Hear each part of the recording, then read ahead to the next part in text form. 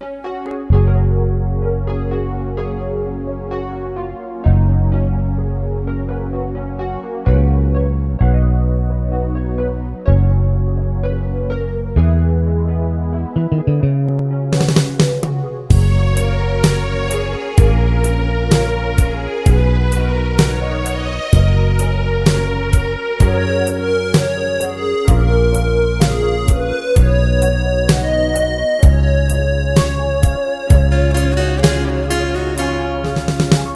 ุรุษท่านเก่าเกิดเป็นคนลาวต้องใจกล้าต้องอยู่คู่ฟ้ามากเพชรขี้หนูหูเฮ็ดหูใสหูเอาใจหูอินดูมีภัยใจสู้คงอยู่เป็นลาวเรื่อยไป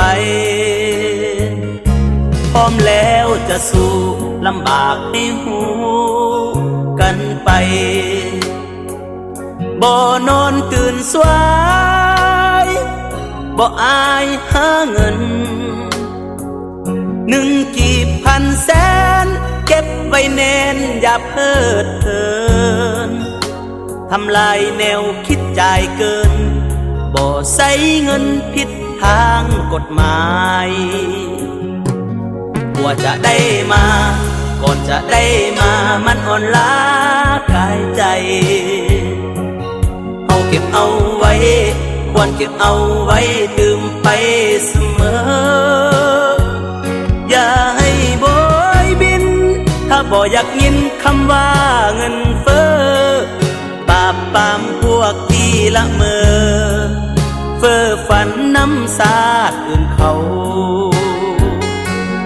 บุรุษท่านเก่าเกิดเป็นคนลาวต้องใจสู้บอกเขาให้หูหากใครสนใจเงินกีบเงินลาวบุรุษของเฮาตั้งชื่อไว้ที่โหมห่วมจิตห่วมใจเก็บเอาไว้เพื่อวันข้างหน้า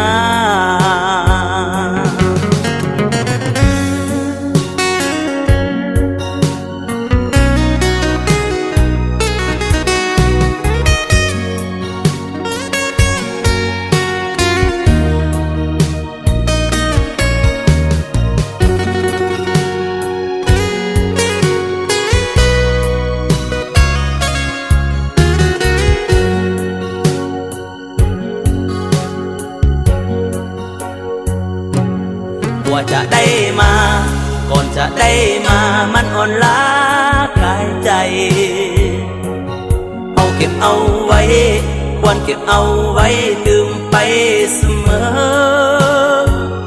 อย่าให้โบยบิน